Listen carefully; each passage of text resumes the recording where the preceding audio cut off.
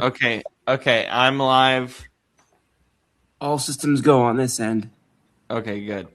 Um, okay, so something that's never happened in the history of us doing podcasts, maybe in the history of podcasts in general.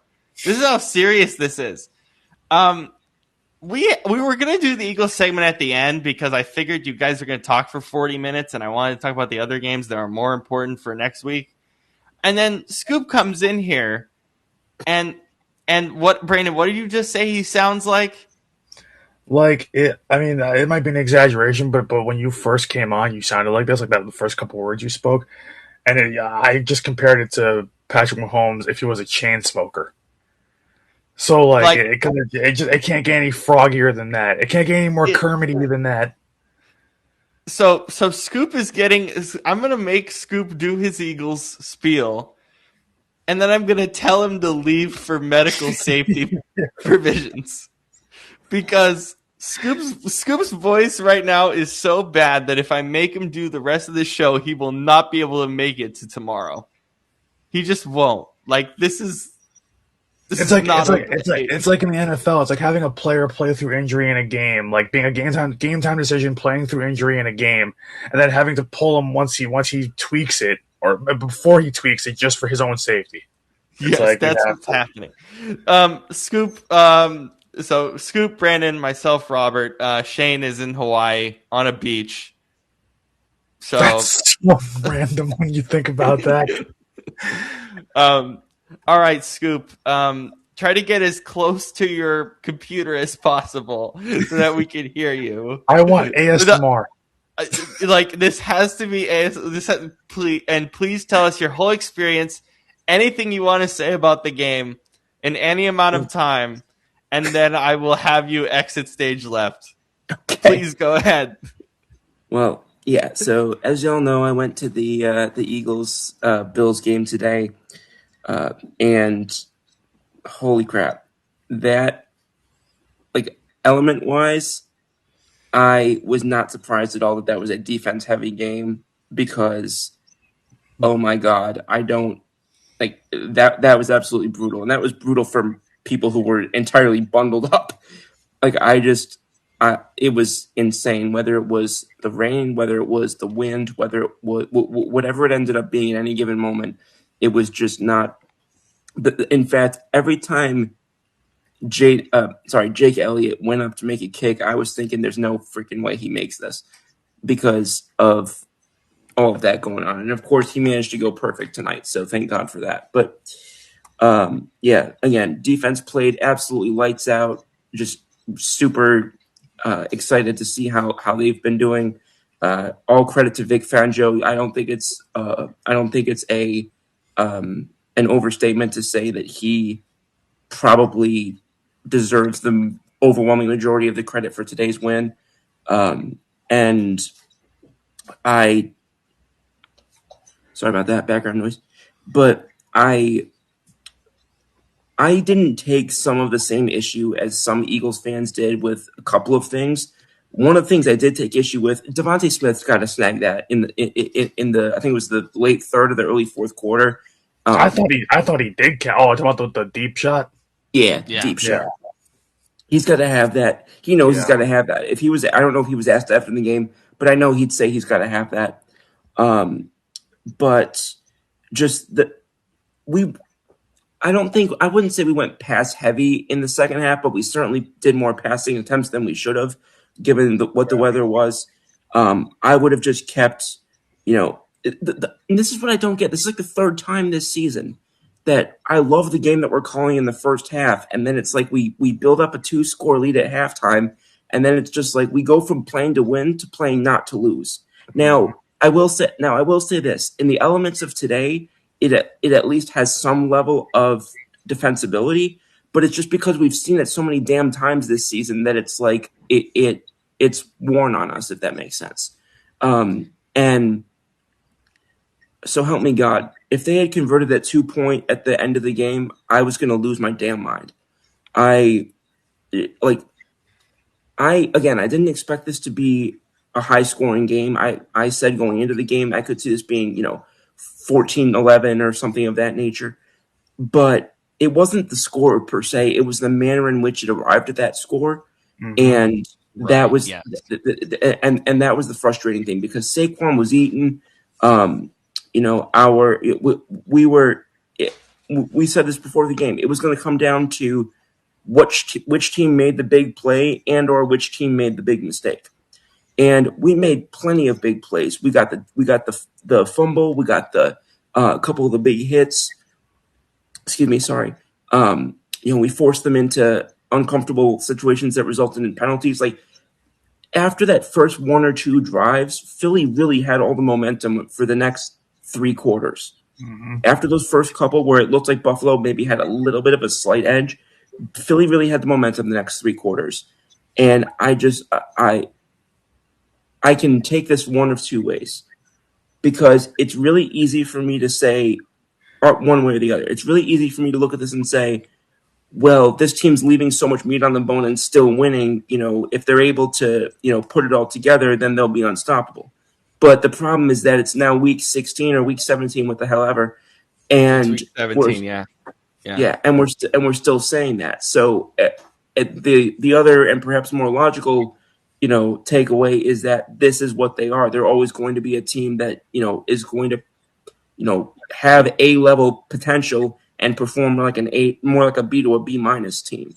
And, that's immensely frustrating as well. So, I didn't hate the conservative play calling in the second half the way that some people did. But I will say I understand where they're coming from with that. But I also want them to know that what you saw on TV in terms of the weather and the elements doesn't do it justice. It was freaking brutal out there. We had to leave in the third quarter, and almost everybody else in our section left in the third quarter as well. So because it was that bad weather. No, because we saw it on TV and we were like, how are you managing this? Which okay, I completely understand. I completely understand you having to leave because that's awful, dude. Yeah, well, it doesn't matter how good the game is. I couldn't tell how much was coming through on the television because I know sometimes it's hard to tell, but it was just like for not just us to leave, but for that many people to leave that early when the game was still really within the reach of either team, and obviously a significant game late in the season. That's the most respectable way to leave a game that close when the weather's that bad. Yeah, well, I'm just saying, a lot of fans would have, tried to and I did try to stick it out as long as I could, but like it was just like it was when they say bone chilling and just everything else, it was just completely zapping the experience for so many people, and it was funny because so obviously you got the teams will switch end zones in I think it's second and third quarter and then first and fourth quarter, and we were pretty close to one end zone. So I'm either looking right dead on at the teams when they're down on our side, or I'm like finding this like little like hole of a birdhouse in between two people's jackets to see down to the other. And it was just, but Scoop, what I will tell you is what Brand and I saw on TV was just the mostly the first half. We saw like the cameras had so much water in them and stuff. And we know they use so much tech to like remove water and stuff. Yeah. Scoop, there was a point in the game where the grass literally changed color because there was so much torrential downpour. It was, and for a brief period of time, it looked like there was a break in that. But of course, what happens when a front like that starts to pass through? Then the temperature is going to drop 20 degrees. Yep. So now it's no longer raining, but now it's probably, if it was 40 degrees prior, we're probably looking at 30 at that point. And right. I don't blame you for leaving at all because I think any smart person would leave in the third quarter of a game like that when it's that bad weather-wise. I don't blame you one bit. I really don't. Yeah, but but in terms of the quality of the game, I felt like I was watching two different games because from like midway through the first quarter until midway through the third quarter, it just felt like this is what we expected Philly to be there. And then I don't know what happened. It really started with that 3 and out, I would say, which was about 6 minutes to go in the third quarter. Yeah, I think it really started there. and then they couldn't reabsorb the momentum, and you basically knew that it's going to come down to a defensive stop that's going to get the momentum back if it ever does. And sure enough, that defensive stop literally happened as time expired on a goal line stand to get them to stop or to prevent the 2-point conversion when they already had gotten a second attempt at the freaking at the end zone. Yeah, and then on the Buffalo side, Scoop, did you notice a lot of what has pissed you off with them throughout the year in person? Did it kind of represent itself as much as you would have expected, or no? Well, so here's the thing, and I mentioned this to you guys earlier. Whoever, and both sides deserve criticism of it. Philly's coaching staff easily outcoached Buffalo's coaching staff today. Oh yeah, yeah. And by the way, Philly's coaching staff wasn't even that good either, so that tells you a lot. It's just I am so over the McDermott, Brady, all of that. Yeah. And it's completely fair, yeah. And it just the stuff that I'm listening to, and I'm watching them because I'll get because I still have the updates on my phone that I would normally get if I were at home. So I'm getting these commentary updates on my phone while I'm watching the game, and every so often I'll check, and it's like big conversion on 3rd and 7 for Josh Allen. I'm like, you would expect any quarterback in the NFL to make that. Yeah. I'm sorry. There were 2 or 3 instances today, including at the end of the game when he didn't make that play. It wasn't just that he didn't make that play. That throw was probably 6 feet offline. Yeah. Well, for the 2-point conversion, you mean? I'm trying to remember. Was it the 2-point? Yeah, I think it was a 2-point. Yeah. So with the 2-point conversion specifically, I think what was kind of impressive was Philly was rushing that side. Yeah. Allen notices it. He goes to the right, and he still thinks he has pressure coming at him, which is why he missed the throw. People look at that throw, right, and they're like, "Oh, that was so stupid that he." And he even said it was his fault.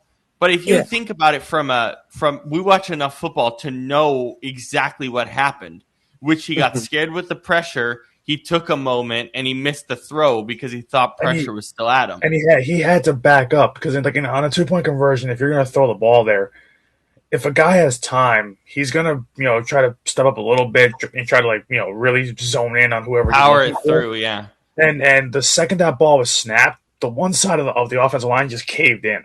The left side caved in, I think, or the right side if I'm flipping it. Yeah, it was the right because it was the right side. Because I can remember, I think it was Jalen Phillips coming off the edge, and it basically caved in the right, so he couldn't just sit in the pocket all day and look, or take off and run. Yeah. So I definitely get what y'all are saying there, and in terms of going back to the original question of did we see the manifestation of things that have bothered me about them all year?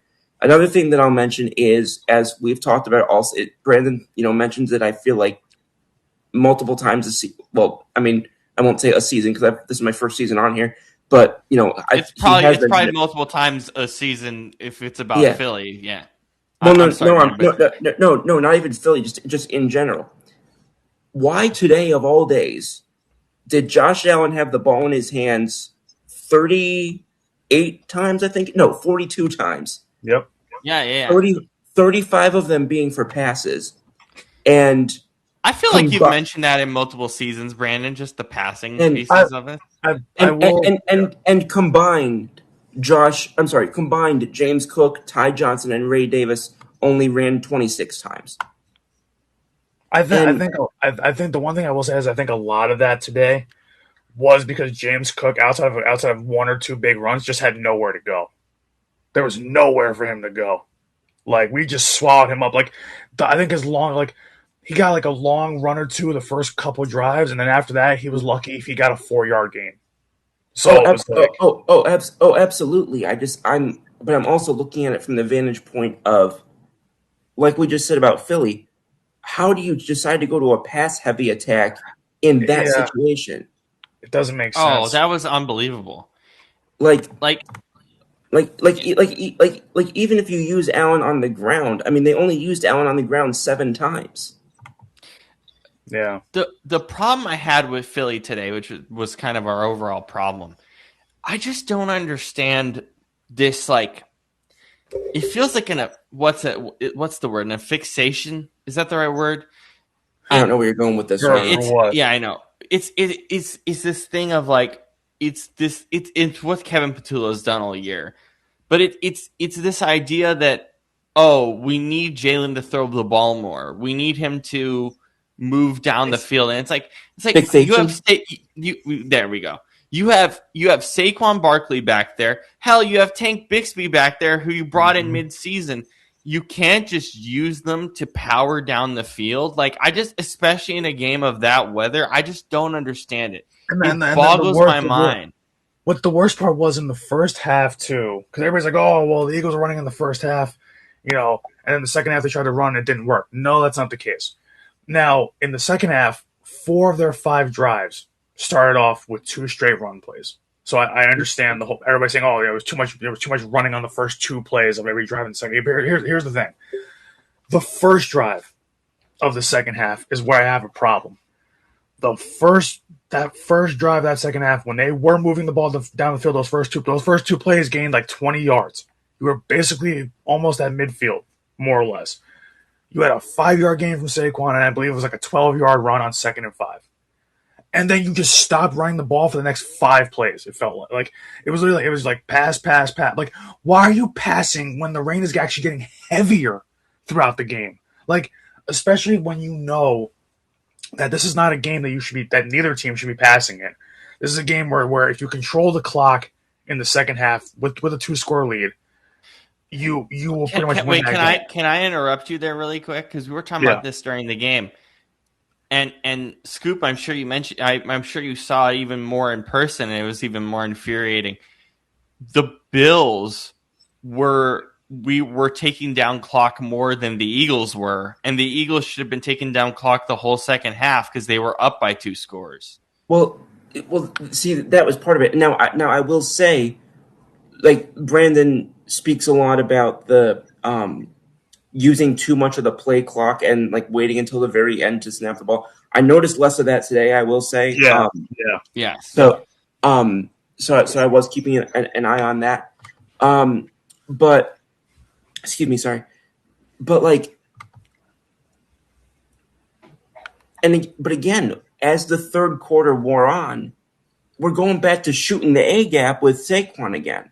Yeah. And I'm just thinking to myself, what the because and by the way, it's interspliced with like weird draws, weird tosses. And you know what's crazy is this is the first game in the first game in the last few weeks where it's like usually when Philly goes empty and it's just Jalen back there and you got 5 wide, you got 3 guys on one side, 2 on the other, whatever it is, and you've got just that empty formation. Usually in those situations, the last 3 weeks, that play has either been a QB draw, a disguised QB draw, like a delayed QB draw, or it's been a quick pass that's gotten you like 6, 7, 8 9 yards, whatever it is. Like this time, it was with the same mentality. It was. But like the problem was today, it was like when they went empty, it was an obvious, like it went back to the things I hate, the screen pass. It's like it's not gonna work in this kind of. You can't go sideways in a rainy game. You have to. I mean, listen, it's hard to go north and south in a game like this, but the one thing, here's the problem too, is that it's not just the fact that they went a little bit more pass heavy when they shouldn't have in the second half, but in the first half, what was working when they were passing the ball? It was all quick completions. It was 3-step drop, balls out, 3-step drop, balls out, 4 or 5 yards here, 8 yards here. The Dallas Goedert touchdown was like what? That was like a 7-yard touchdown pass or 5-yard touchdown pass. It was all short completions, and it worked. I don't get the philosophy of dropping back to pass, especially on you put yourself in bad 3rd and longs the entire second half because you just went back to inside zone. Like it's that Madden meme, inside zone, AJ Brown deep ball punt, like. That's why I play Madden sometimes because it's a video game. Who cares? But it's like But it's like, but the thing is too, it's like at least eventually you mix up the play calls. Like I get maybe trying that for a drive or two, but the problem is they did it the entire second half. It was inside. I will zone, say I don't think inside I don't think play action was as much of as was like spinning play action off that. I don't think that was as much of an option today. But looking at things like even freaking OC of Buffalo, Joe Brady, like Joe Brady. even Yeah. like even he hit out of ass bleep nowhere. He hit us with that. I don't even remember what the hell they called it. That trick play with like a minute to go in the fourth quarter. Like like a hook. Does it call a hook and ladder? hook and Yeah, ladder. it Thank is. you. Yeah. Like why was literally nothing like that even attempted by us once in the whole second quarter? Half. Keep in mind that as crazy as it sounds, Buffalo has done that hook and ladder in key situations a lot this season.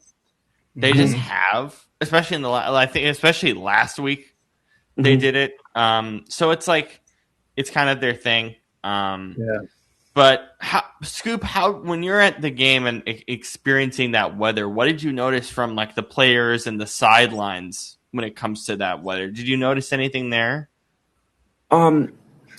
I'm not going to say that I really noticed a ton in that regard. Granted, it wasn't really a point of major focus for me. I'll be honest about that. And that's completely fine. Yeah. Yeah.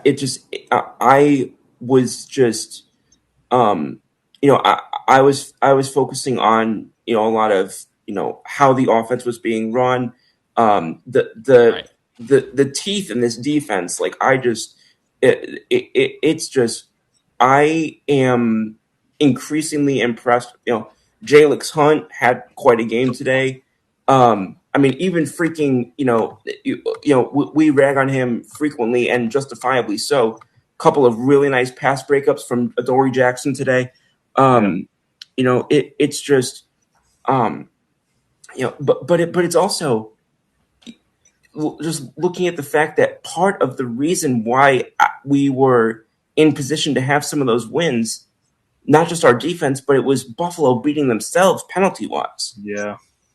And it's when you've got a team that's beating themselves like that, you can't only win that game by 1 point. I don't care, where you are or I won't say I don't care what the weather is like because I do think that matters, but it just we said coming out, we said going into today that it wasn't just going to be how, like, whether they won or lost, it was going to be how they won or lost. And, very, very positive thing to me that they got the win.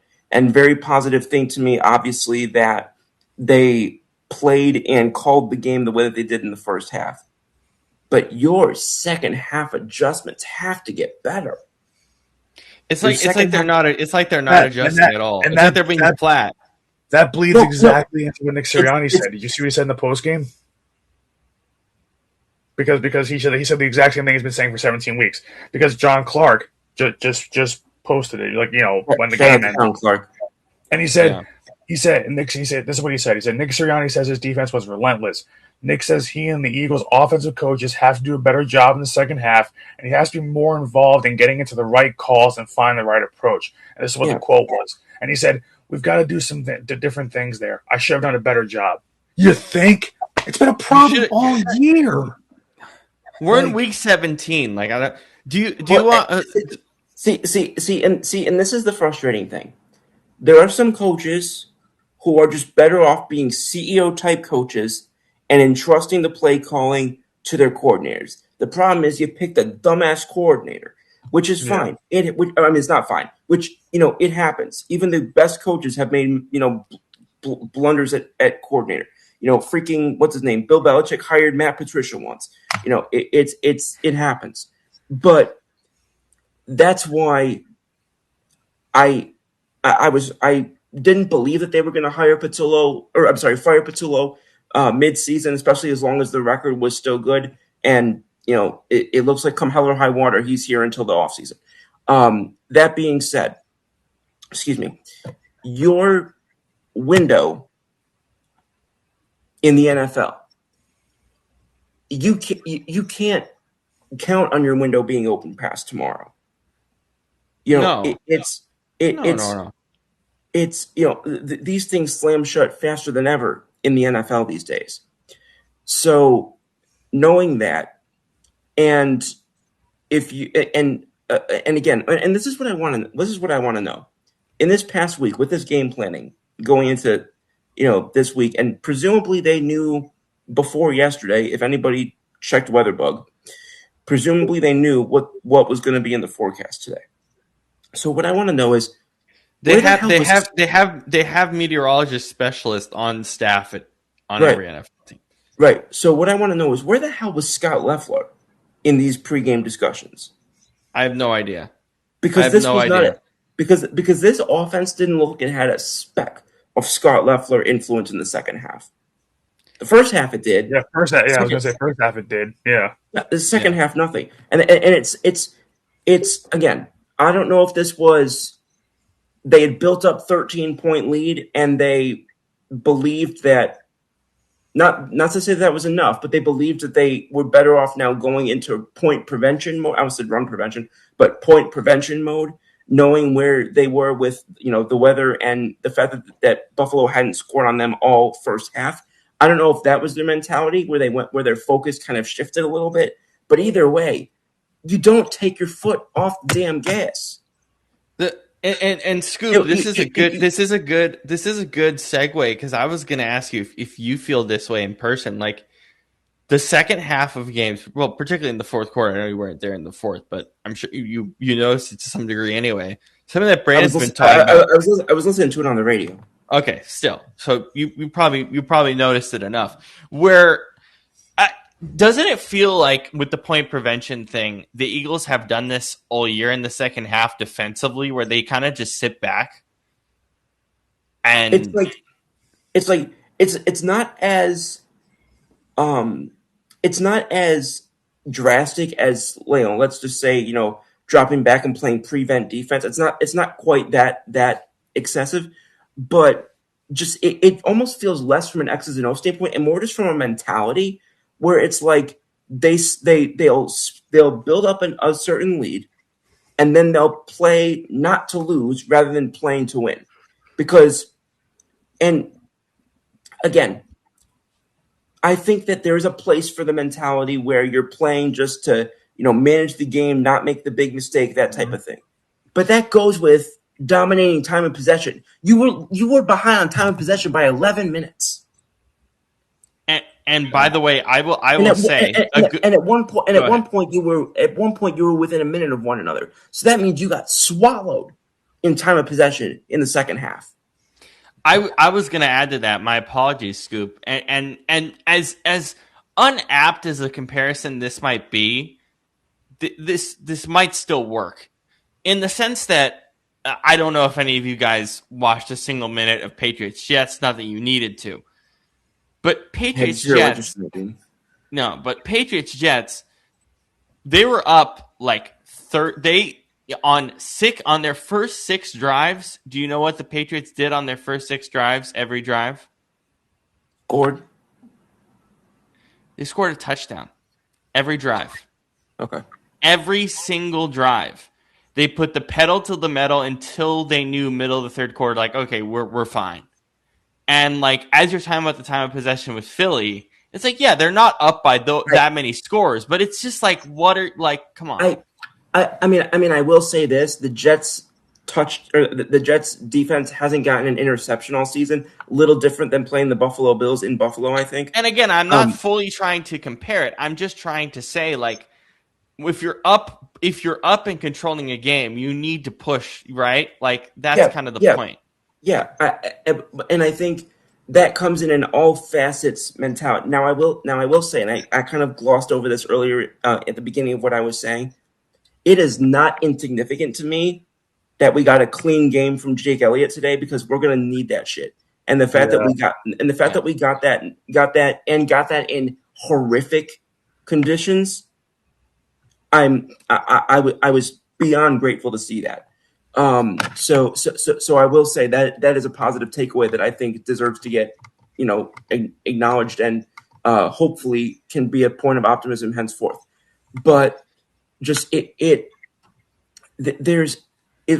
feels just like a psychological thing where you get to a point where, yes, I agree that there's a level of conservative and just sort of not putting the ball in harm's way and not putting the other team in position to, take the ball away and potentially score. I understand to that extent, but that's not the type. Like, there's different ways of playing conservative football, and that's not the type of conservative football they were playing. They were playing. I wouldn't even call it conservative football. They were at times, at least, they were just playing basic football, and that's not the same thing as conservative football. Yeah, uninspired football. Like, remember, that's a great way to put it. Remember the thing I sent in the chat, and I said that it's about as a direct shot to the coaching staff as you're going to get from Jalen Hurts. Right. So I was just going to play that. That's a great segue because I was just going to play that. I'm not sure I saw that, to be honest. You sent me this of what Jalen Hurts said, and as you just said, direct indictment of the coaching staff. And I was like, it's about as direct as you're going to get from Jalen Hurts too. Right. So. And I saw this and I was like, I have to play this because this is like this is a perfect example of kind of everything we're talking about that is wrong with this team from top to bottom. So here was Jalen Hurts on the difference between the first half of this game to the second half of this game. What do you make of the disparity offensively from the first half to the second half? I think we got into a good rhythm and good groove. We're able to move the ball down the field in the first half, and in the second half, a lot of things that I have to watch the tape on to be able to pinpoint. Obviously, maintaining aggression is one thing, and maintaining rhythmic ball play, then just going out there and executing ultimately. So, what did you say? Maintain what? Maintaining aggression. No, I know, but after that he said something. Maintain rhythm. Just rhythmic ball play. Okay, thank you. But that's the thing is that is a direct indictment of your offensive coaching staff, because that's when you say maintaining aggression. We all know because we saw the play calls change from the first half to the second half. We saw the same crap we've been seeing all year with the basic hitch routes and then just deep shot, everybody running a go route. And here's what was so absurd. I mean, aside from the go routes, this is the last weather in which you should be doing that. But here's what's so absurd is that the weather, at least when it comes to the rain or whatnot, was less intense going into the second half. Right. Yeah. So that's just so ass backwards to me. And the thing is, funny enough, what you're saying, Scoop, is very close to what Jalen was saying about the rhythmic ball play. It's not continuing. It's not staying consistent. No, and it's, I don't know what happened to the RPOs of this offense, but I haven't seen. I mean, I haven't seen an RPO offense in 6 weeks, 7 weeks, if that. More, it feels like. The best offensive game I saw them play this year from start to finish was probably the Minnesota game. What week was that? That was what was that? What was that? Week 6? Oh Jesus! I can't remember a game. Yeah, Minnesota was week 7. Yeah. Yeah. So because what I remember from that Minnesota game is everybody contributed across the board, defense and offense, and there's a couple times where they stalled out, but listen, you gotta give the Vikings credit. At that time, they were still a top 5 defense in the league.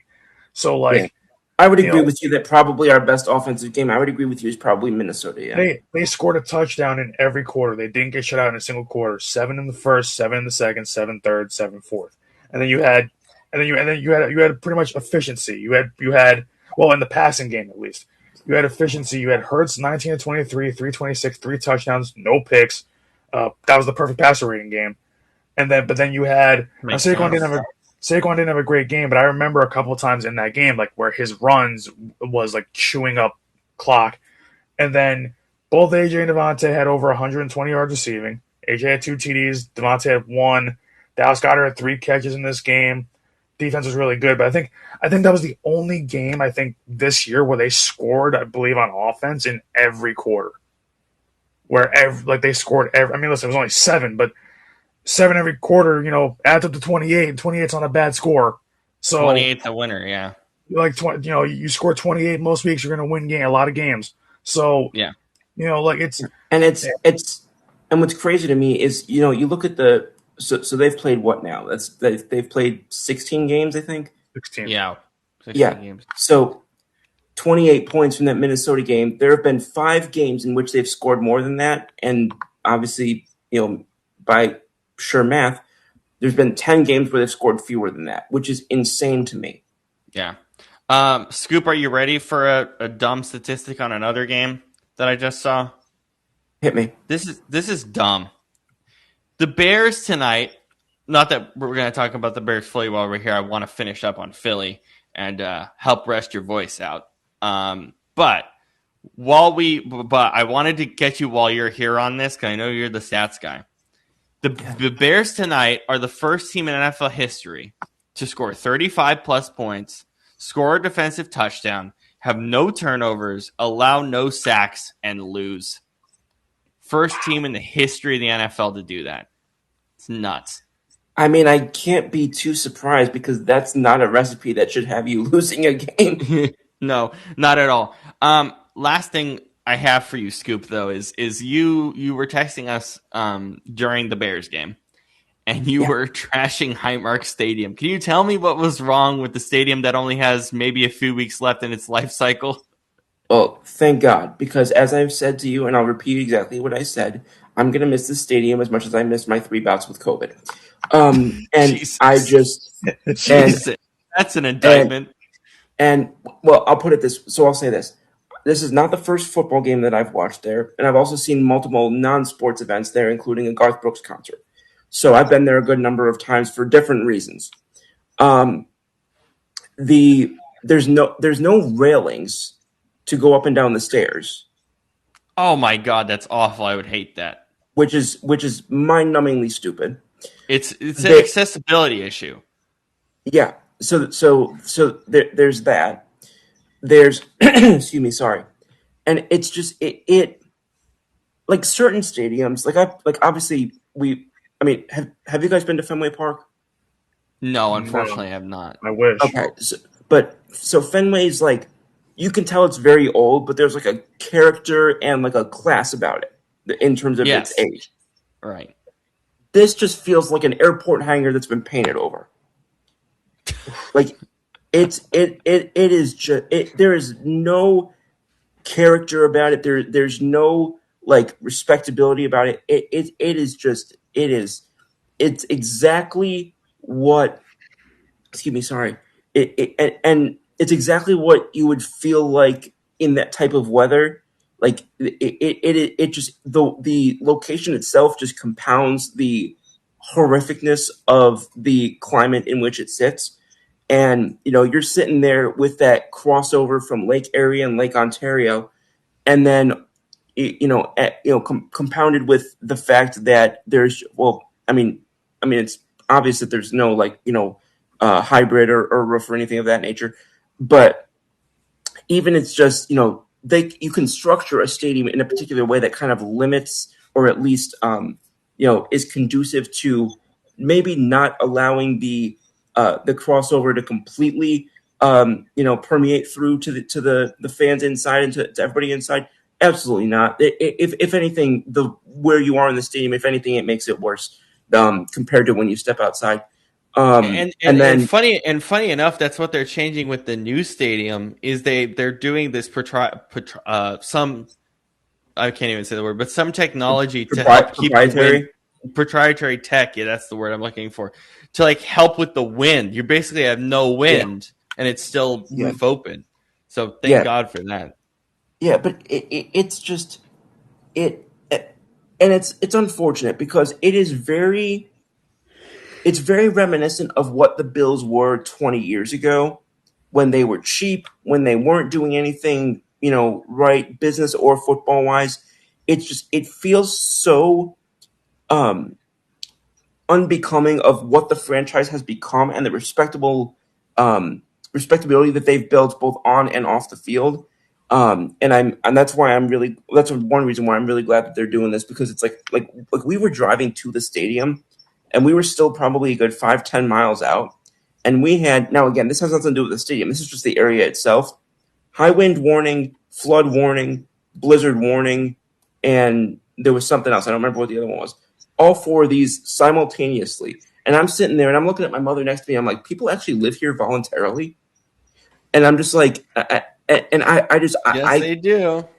and it's just so, but there was nothing really like the atmosphere in Highmark Stadium in terms of the people there. I mean, I didn't have an issue with that. If anything, I was probably the biggest shit talker in the section.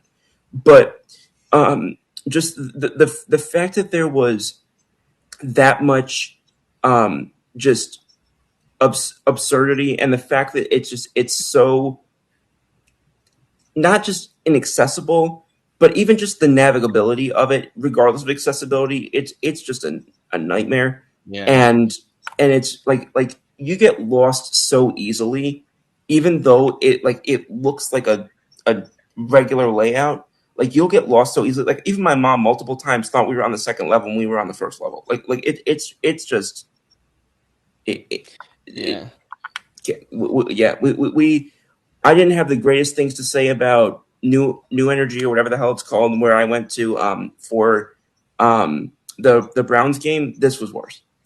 But Yeah. but again, I think two things. First and foremost, I think that a lot of the sort of so-called smaller market and northern stadiums, that sometimes that's a bit of a double whammy in terms of stadium upkeep. And also, let's be honest, Brandon and I think have been a little bit spoiled, going to the link growing up. So Yeah. but yeah, I mean, and that's same here in Seattle, right? We're a big metro area. Our stadiums are very well built. Yeah. So and the issues I have with them are very minimal. Unless you live in my neck of the woods, and MetLife Stadium is a big pile of crap. So yeah. Yeah, the only thing I've heard you complain about with Lemon Field is just the security after that one experience. Yeah, I would say it's the security, and the 300 level is one of the worst in the country, I think. I hate the 300 level at Lumen. It's awful. You feel like I'm going to fall. So atrocious. Those are the only two things. That actually, I remember having that experience at the high end. I originally thought it was at Highmark Stadium or whatever it was called back then. But I remembered it was actually Citizens Bank Park. I had sit up in the 300 or 400 levels. A game Phillies were playing the Red Sox, and I don't do heights well to begin with, and then to have you basically where similar to the Sphere, where you're just kind of sitting right over everything below you. No, for me, I think this is like a generalized thing. I hate 300 levels in stadiums. I hate it at T-Mobile Park. I hate it at Lumen. I hate it. You should see MetLife. MetLife's 300 level is like you stand up and it feels like you're because there's nothing stopping you from either falling over the railing or falling into the row below you. That's making me feel nauseated just hearing about it. No, and by the way, I heard it's even worse at Barclays. At the 300 level at Barclays is like one of the worst. I've seen people post it. It doesn't look good at all. I'll say this. Well, actually, I can't really talk because I've been to Barclays twice, but I never sat in the 300. But I will say it doesn't look like a comfortable space. I'll say that. Yeah, I think especially for baseball, what's nice, especially at my park, is like you have an area that it doesn't matter what seats you buy, you can just go there You know, but that's our I like pen that. area. Like Where it doesn't matter what general seat you admission buy. type. You just sit. I just stand. No, look. Do you have to stand for the entire game? Yeah, but do I care? No. I want to watch baseball. I don't care if I have to stand for 3-4 hours. I don't care. I don't. Like, I genuinely don't. See, that sounds obnoxious. No, I love that. But yeah, no, 300 levels at stadiums are awful. Yeah. Some are better than others, but oh my god. Yeah. Anyway, I just hope the the- new stadium is going to be good in Buffalo because that I mean Me it looks too. amazing. I'm looking Good forward to one. checking it out. It does look cool. And honestly, I haven't been to many of them, but the new stadiums that they've been developing, SoFi looks great. Allegiant looks great. So I'm looking forward to probably that'll probably be the first one I get to go to. Would be just because it's 45 minutes from here. Yeah, and it's right next door too to Highmark, which is kind of cool that it's like right. They're literally building it right next door. We saw the site as we were. I think it was as we were leaving, and someone pointed out, it's like, oh, that's going to be right where they put up the new one. Yeah, and I will say, normally I think that there's no reason to take down an old stadium, just like leave it up as a whatever. I hope that they take an AK-47 to this thing. It's just Jesus Christ. There's Absolute TNT. there's just absolutely no reason to keep this thing up. I don't know who's going to miss it, but it's just, but again, like I said, it's not becoming of what the Bills have developed into. So I think it's great that they're making the transition. In fact, at one point there was a discussion when the Bills were potentially going to be not moving, but like, building a new place, that it was going to potentially be in an area that was like equidistant between Buffalo and Rochester where I live. And it's not ultimately what came to pass. But I do notice that as time has gone on, it's kind of become more of a Finger Lakes sort of metro area, whatever you want to call it. That this sort of whole area has kind of really become more passionate about the team, which I think is cool to see. Yeah. Do you guys know the history? I think who was their original owner who passed away like 10 years ago? You talk about Ralph Wilson. Yes. Yeah. Because the stadium was originally kind of shortened and colloquially called the Ralph. Right. So the history behind when he passed away and the Bills were for sale is really fascinating, but also actually kind of uncomfortable for a lot of different reasons. So one is they were going to be moving to Toronto. That was like a lot that of was, the. Yeah. That was largely if John Francis Bon Jovi had taken over the team. Right. And luckily that didn't happen. I still want the Bills to play a game in Toronto, even if it's a preseason game. I would love that. That sounds. But because they used to do that for the international series, Buffalo would always play one game in Toronto. I think the last one they ever had was against Seattle, actually. But there's political history, with that Buffalo new ownership, or not new ownership, the one of the owners. There's like massive political history by it, which is. Do you guys actually know this before I say it? When I say political history, No. One of the biggest. No, go ahead. Go. No, go ahead. No, I was just gonna say I can think of a couple different things you might be alluding to, so that's why I'm not quite sure where you're going with this. So one of the highest bidders was Donald Trump, and he was gonna he was gonna keep it in Buffalo, and he paid a lot of money. Yeah. But the owners, the NFL owners, and I think a few of the brass involved in making the decision were really uncomfortable with him.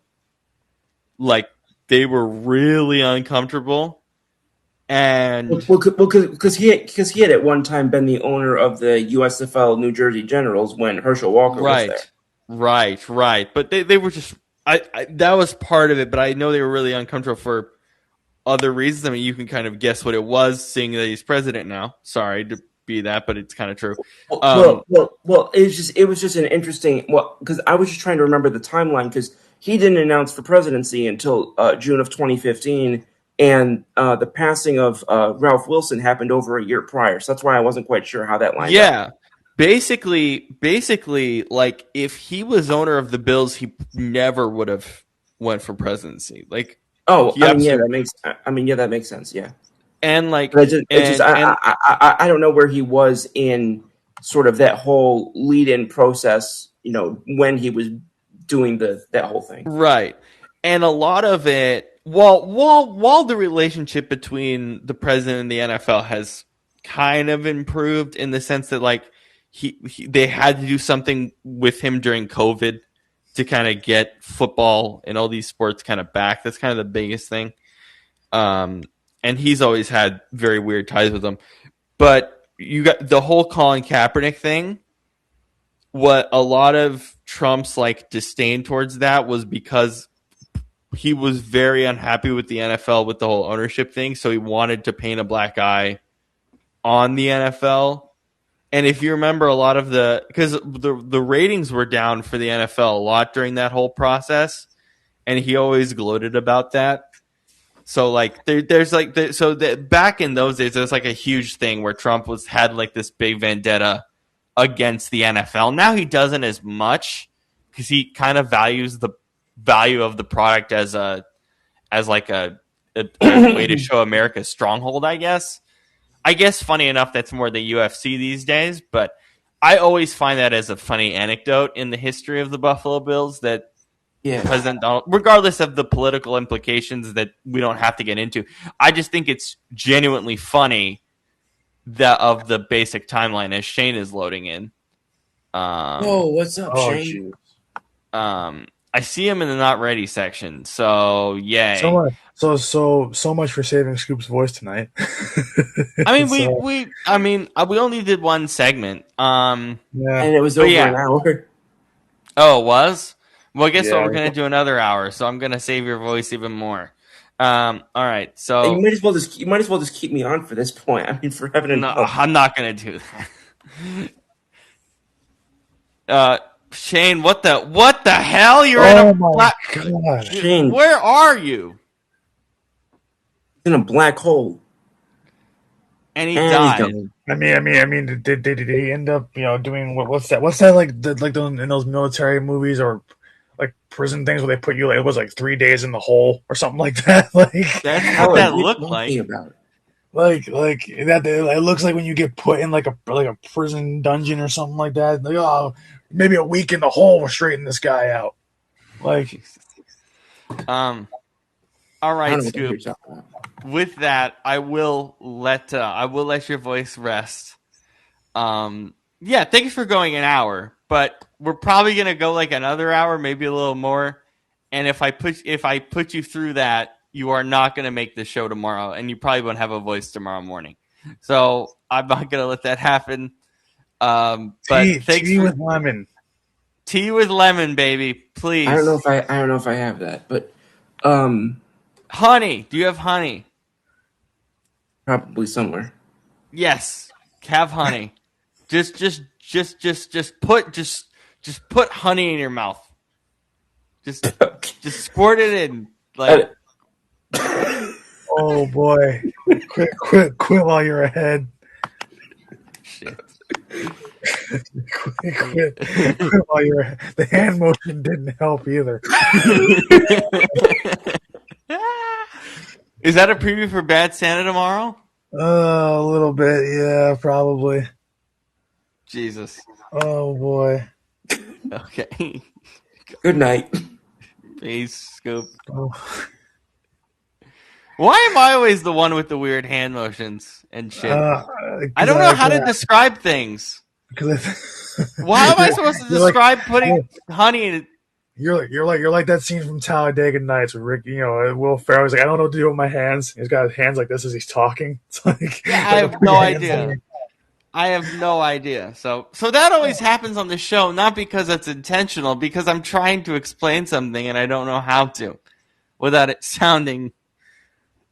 For Really me, I try to speak like before my mind takes it too far.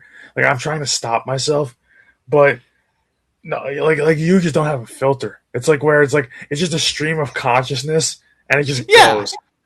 Yeah, it goes wherever it goes, and the fact, like whatever. He just the Shane again. Oh my god, please!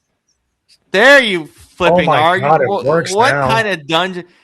Okay, Shane, we got to tell you this story. I had to give a medical exemption to Scoop, so he just left because Scoop literally can't talk. He literally sounds like, and I can barely hear you, to be fair, but Hello? you're echoing like crazy. What is happening? It's the There's a AirPods. luau. There's a. Oh, you're right. Hold on. Jesus Christ! Now, you got it. You got Shane's it. finger. No, but restart your thing. This. Or unmute yourself. Hey, there we go. Oh my God! Look at the waves. God What damn! What waves? What do you mean? What waves? All I can hear is. Oh, yeah. It's not looking at the waves. It's that we can hear the waves. No. That's a luau. What? There's What the- do you mean? there's- What's it? That What's- noise is a luau going on behind What's a you. luau again? It's like a big Hawaiian dance celebration feast, whatever. Oh, Rob, Why are you doing a podcast in the middle of that? No, Rob, it's happening Rob, like Rob. it's happening like 200 or 300 feet that way. Yeah, I was I'm gonna just say, sitting at but- an empty but- bar by the pool right now. Yeah. Oh, Jesus. You know, why not? So yeah, I had to let Scoop time? leave because he can barely speak. He can barely It's- speak right now. It's 8 p.m. and it's 73 degrees outside. I'm gonna enjoy the outdoors. All right. It's ridiculous. I gotta be honest, Yeah, fellas. so yeah, Scoop had to leave. Scoop had He to couldn't leave because he speak. literally can't talk. He spent an hour talking about the Eagles. He literally spent an hour talking about the Eagles with us, and I had to let him go because the dude literally has a voice that sounds like Patrick Mahomes, but a million times worse, dude. So like Like it's he has a frog in It's- his throat. Is that what's going on? Yeah. it's bad. It was worse when he first came on. Like it kind of got a little bit better as he went on, but that's just because his voice is getting warmed back up. That's what happens when you because I've noticed this too. It's like he sounded better as he went on, but he also, the more you use your voice, even when it's blown out, it's gonna sound a little bit better as you keep talking. Oh, But like he's used it's- at the game. Yeah, exactly. Yeah, So- Shane, I did something kind of I did something kind of impromptu before you came on. I told Scoop to squirt honey in his mouth, and that didn't go over well for the guys.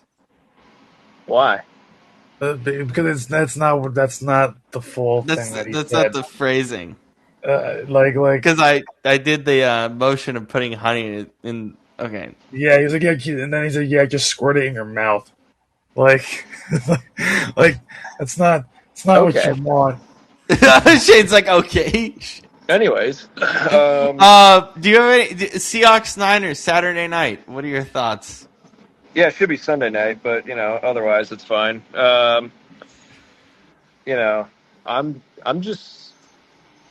I'm just enjoying life. It's, I'm asking you about a football game. You're on a it's football good to podcast. be here. I might move here, fellas. I'll be real with you. I mean, no, I won't actually. I'm asking you about a football game. I was gonna say we'll slip into depression Yeah, if that happens. no. Football, yeah.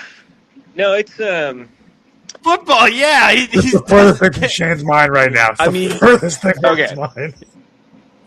there's I gotta say, there's nothing like watching. There's a person over there. There's nothing like watching. You're at a bar. Of A course, football there's game. people over there. That's like off to the side a little bit. Okay. I'm sitting here in the pool. I'm chilling. Everything's going great.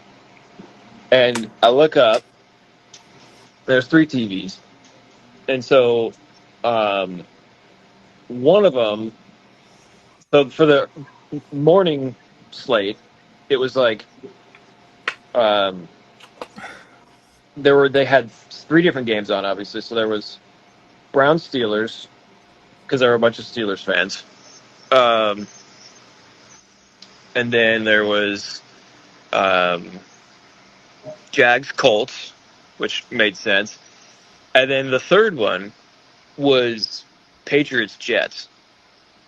What? And it was it was it a was massive halftime. blowout. No, I know. It was already like 42-3. I was like, dude, why the hell do we have this one on the TV?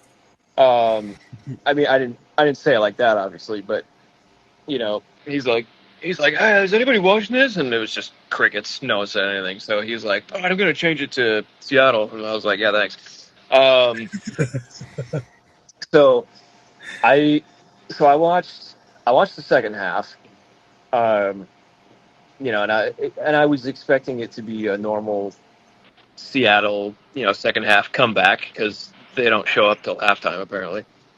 The offense, that is. Defense was great, but yeah, then Darnold threw that pick. I see JSN, and I'm like, oh, touchdown! Oh, never mind. And so and then for a second there, I was like, oh god, we're gonna get a Ram Week 11 Rams performance here out of Darnold, aren't we? But that didn't end up happening. He bounced back after that, so we take that. Then in the afternoon, the Eagles. Even though Philly won, I'm much more concerned about them after that game than I am about Buffalo. Yeah, that's basically what we said too. Because the fact that with all that talent you had, you couldn't score, more than 13 points, and couldn't score any in the second half against that piss poor defense. I was like, this is bad. Even with the weather, it's bad. We know why. We all pointed out why for the last hour. Well, yeah. Well, here's the thing. People can say, "Well, the weather was bad." Guess what? The playoffs are played in January. The weather's shit. I hate to break it to you. So, especially in we gotta Philadelphia, adapt, when fellas, put a snow all right? outside. Yeah, we gotta adapt somehow. So, yeah, but otherwise, yeah, and then Sunday night football started at 3:15 in the afternoon. Yeah, baby. Which is wait. What? Which Wait, is what hilarious. time? The early window starts at 8 a.m. there. 8. Yeah, You're right. 8 a.m. When I was And over there, it started at. When I was over there at the beginning of the season one year, it started at 7 because clock change. Yeah, because I don't do daylight savings here, so. God. Yeah. So no. 3:15 Sunday night football. Woo! Yeah. So I watched that, and then I watched the fourth quarter of it while we were at dinner. We had this place, and I had this amazing Kahlua pork. Stop making me hungry. Well, I mean, dude, when you're on the islands, that's kind of like you got to eat local. It's good food.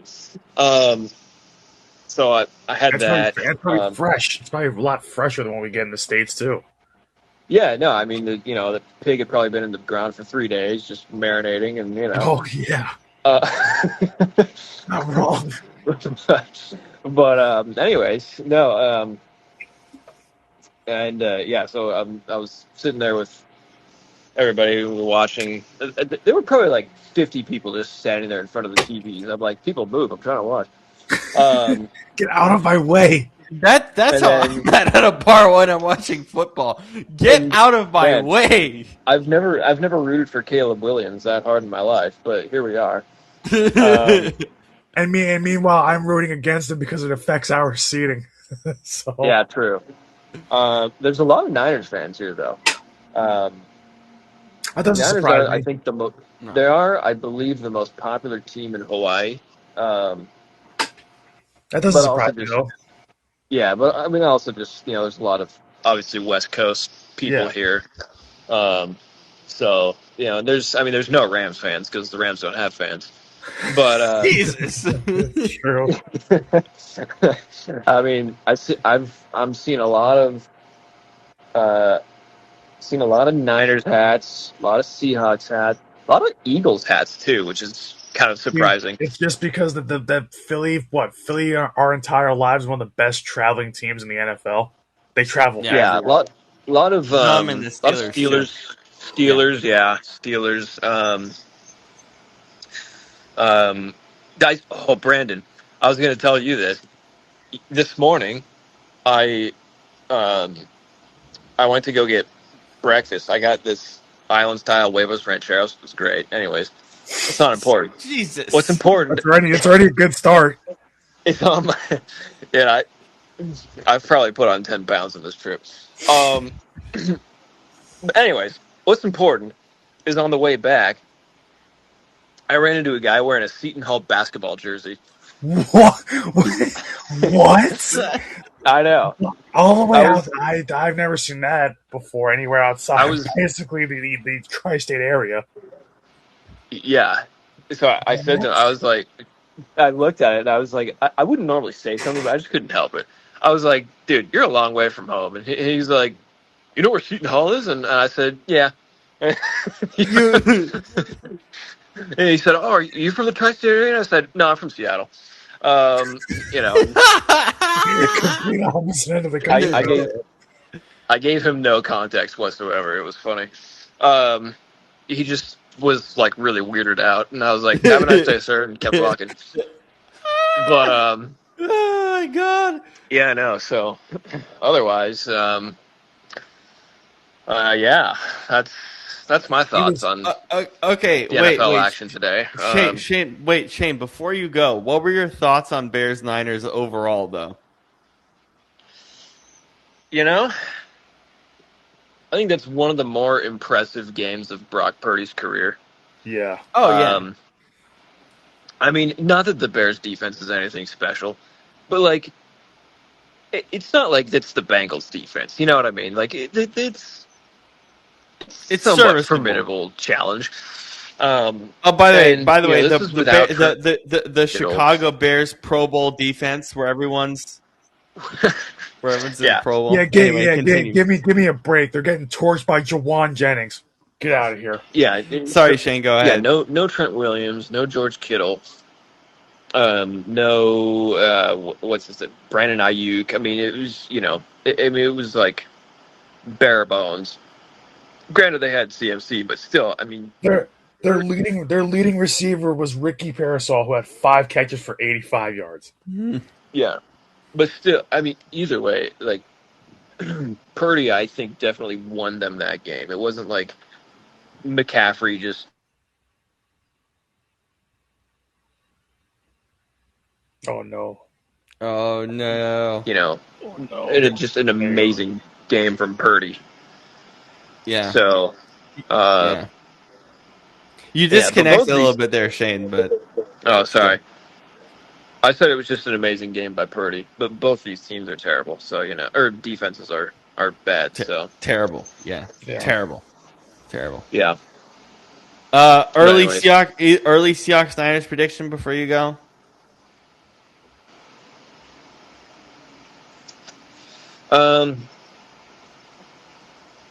I'm gonna go. I think Seattle probably wins like. I'm gonna say 27-17. Okay, not bad. Not bad at all. Okay. All right, I think Shane. they'll probably split. Because they. Yeah. I mean, they usually do. But No. No. Dang it. This Did I Hawaii disconnect connection. again? A little bit. Yes. This Hawaii connection. Yeah, well, yeah, because I'm in the middle of the Pacific Ocean. I mean, Even it's further. like Like you you- can see there's some palm trees and stuff here, but then like right there, that light, that's a boat. Like that's the ocean right there. Oh my god! So I mean, you So could anyways. it could be worse. You could be even further out. You could be where my great grandmother used to be, Samoa. Yeah. Yeah. Or I could be in like Yemen or something. Um, and, and I run would and, love, and be and be I would love to do like a "Where in the World is Shane Today" thing, where it's like and I you could be like calling sitting here worried that I'm gonna get my head chopped off or something. it. Shane's doing the podcast. Where is he? He's in Yemen. What? How do you watch football Anyways. in Yemen? Can I search that up? How do you watch NFL? Can you watch football? Yeah. Probably not. Americans aren't allowed there, so you know. Can So I- I doubt our like- sports are either. How do you watch football in Yemen? I don't think you searching do. this up. It's like I'm searching up how to watch NFL football in Yemen. This is what this podcast has come to. Well, you're welcome for interjecting some humor. Yemen, how to watch NFL games. DAZN, yeah, everything's on DAZN. So Oh, if you could yeah. somehow watch it on DAZN. Yeah. All right, fellas. Well, I'm gonna get out of here, but you have a great night. Stay warm out there in the north. Yeah. Stay We're warm in trying. with the snow, yeah. I'm gonna enjoy the tropical weather in shorts and a t-shirt while I can, but in 2 days I'll be back. I'll be back with you guys. So I'll Yeah, I was stop gonna- running next- my yeah, mouth I now. was gonna say next- enjoy it while you can because it's almost over, buddy. It's almost over. Yeah. Yeah. Next Sunday so you'll be back I'm gonna with stop us. running so- my mouth. All right. Thanks for hopping on, Shane. Peace. I disconnected again. All right, I better go Yeah, before it happens anyway. again. Peace. See you, dude. What has happened to this episode? Tonight, I don't know. We've. I didn't expect a call in from Shane. I didn't expect Scoop to sound like Kermit the Frog. I don't and I don't know. I mean, my God, they both had crazy adventures today because one is vacationing in Hawaii, the other one lost his voice at Eagles Bills in an atrocity of a game. So like, and then I'm sitting here with the two of us are on the phone for some of these games, and it's just like it's. We're having our typical Sunday, banter about all these games being crap or whatnot, or who looks good and who doesn't. But meanwhile, they are on two different ends of the spectrum. One is living his best life. Our entire discussion today was what are the primetime games going to be? That was what was the Week 18 primetime games going to be? We kind of knew. We basically knew once that Steelers game had ended, once they choked to the Browns, we knew exactly what was going to happen. Like, Yeah. I don't think, and I know Shane, and I know a lot of other people like, oh, Seahawks Niners is, but here's the problem with that one being, now I understand one seed's important, obviously it's important, one seed in division, yes, but both those teams already clinched a playoff spot. It doesn't mean as much as Steelers Ravens, who have, basically bigger, well, that probably the Steelers, bigger fan bases, I think, in total, and I think that game is literally not just for the division; it's division or your season's over. It's so the stakes are higher than just seeding, pretty much because that's what Niners Seahawks is, and at the end of the day, it's just seeding. So and by the way, Panthers Bucks, I really thought that was going to be the primetime game. It says a lot about how the networks think of that division and those two teams. Oh, because they know it's bad. Because they know it's bad. They're just like, we're making that the early window.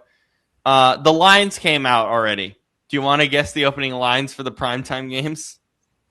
Do you want to guess your line against the Commanders? Do that one first. I saw the line. I know it's minus 7.5 for Philly. It's now up to 8.5. Yeah, already. When I saw it open about an hour ago, that said 7.5. Yeah. Biggest lines of the week is Texans minus 10.5 over the Colts because it'd probably be Riley Leonard. Yeah. Jaguars minus 10.5 over the Titans. New Yeah. England -10 over the Dolphins, and Bills -11.5 over the Jets. Those are the Yeah. biggest ones. Yeah. All right. Seahawks Niners guess the line. The opening line on Saturday. Man. Well, the home team automatically gets I should have started with the AFC South game, but screw that one. So, or the NFC South game. But go with Seahawks Niners. So Seahawks Niners. I mean, the home team automatically gets kind of like those 3 points we always talk about, and the Niners are the home team. So I think that's gotta be a pick 'em. That's gotta be like what, Niners -1.5. Seahawks -1.5. Really? It's Well, probably still going a to pick. flip up the whole Still pick week. 'em. Yeah. Panthers Bucks in Tampa. Oh man, but Tampa looks so much worse compared to Carolina. And I don't think Carolina looks that good either. Yeah, but Tampa's just really been in a tailspin. I think they've lost 7 of the last 8. Yeah, something I think- crazy. Oh man. I'm gonna say. Oh god, I'm gonna say Tampa -2.5. Tampa -3. Ooh, yeah, that's about right. Ravens Steelers. And by the way, we still don't know if Lamar's going to play. Just bear that in mind. And DK No is idea. not. So And DK is obviously out. oh my god. I mean, if the Steelers, that line's going to change because we have to figure out who the hell is going to come back for the Steelers because I think the Steelers had like 2 or 3 injuries on top of DK being out today. So TJ Watt might actually come back. Maybe. yeah, Probably. and it's in Pittsburgh, right? Yeah. That almost has to be a pick 'em too because both teams have been up and down all year, and both teams have been crap for a large majority of the year. So, I mean, I don't think either way you can go wrong, but I think just because I think right now they're banking on Lamar playing, but I think he has to play. Like I don't care how bad, unless his back is so bad that he's just in a wheelchair, God forbid, he has to play that game because that's win or go home. So I would say as of right now, I mean the Ravens are the better team right now. So I would say Ravens. God, I don't like it though. I would say Ravens -1.5. It's Ravens -3.5 Ooh, I don't like that. as an opener. But that'll flip flop a little bit. Yeah, all these will. All right. Let's get started with Bucks Panthers. I guess the fact of the matter is that if the Bucks actually win this game, they're going to have a home game with a losing record. We're not And surprised. it's like, no, we're not. It's just like part of me wants Tampa to lose just so we don't have a losing record team win a game or go play a home game, I should say. And the thing is, I'm so tempted to pick Carolina in that game because I think I am. I think I'm pretty because, clearly am. because when I like it is a playoff game because win or go home. So it's winning, you're in. So with that game, I mean, who the hell on that Bucks defense is going to stop Rico Dowdle? Like, Holy shit! By the way, Seahawks Niners just flipped to Niners 1.5 as we're speaking. It literally is just flipping. Anyway, continue. It's going to keep doing that. But like, who the hell is going to stop Rico Dowdle? Who the hell? Like, to me, who's going to stop Ted McMillan? Like they just seem to always like. The Panthers just have been so sneaky good, while the Bucks have just been in a tailspin for 2 months now. Okay, wait. So the Panthers are sneaky good, but are they good enough to win a playoff game even at home? No, well, I'm saying sneaky good as in like what we've been saying all year. Like they're sneaky good to win their division, but that's it. Like because we thought the Bucks were gonna run away with it. That's what we thought, and then like. the hotter team right now. I mean, even though the Panthers lost, the Panthers are the hotter team just overall. The Bucks, like I said, the Bucks have lost. I think it is 7 of their last 8. I think So, tailspin is the exact right word. like, I want to go back and see if I'm actually right looking at their schedule. Tampa lost today. Lost to the Panthers. I forgot about that. Lost to the Panthers a week ago. Lost to the Falcons. Lost to the Saints. They beat the Cardinals. Lost to the Rams. Lost to the Bills. Lost to the Patriots. So yeah, they've lost 7 of their last 8 games. So,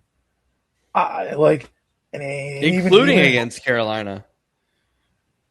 Like, that's what I'm saying, including Carolina. And I mean, it was a close game, but like even in that game, from what I remember, and I'm just trying to look back through this, yeah, Bryce Young was the better quarterback in that game.